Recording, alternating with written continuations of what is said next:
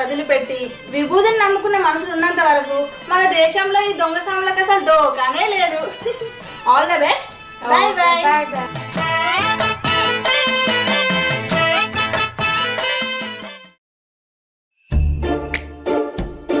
అరే మనం ఈ బాబా దగ్గర పనిచేసేది పర్సెంటేజ్కా లేకపోతే జీతానికా?